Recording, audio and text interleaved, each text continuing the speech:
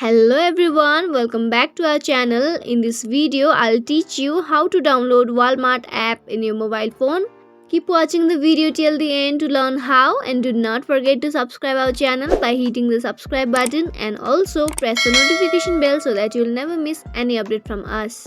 Let's begin the video. In order to download Walmart application, go to the Play Store if you are Android user, and if you are iPhone user, go to the App Store. If you can't find application on Play Store, then you need Android emulator to install or download different apps and games. You can find different emulators on website. Here I'm using APK Pure. Open the emulator. Here you can see the search box. Type in Walmart application. Here you can easily find this application. Tap the install button. While installing or downloading the app, make sure to have a stable internet connection. Walmart Shopping and Grocery is a shopping app developed by Walmart. This app allows you to save time by shopping on your mobile phone. This application have been combined into one platform to make browsing and placing orders easier. Now tap the install button. Once the installation is complete, you can open the app.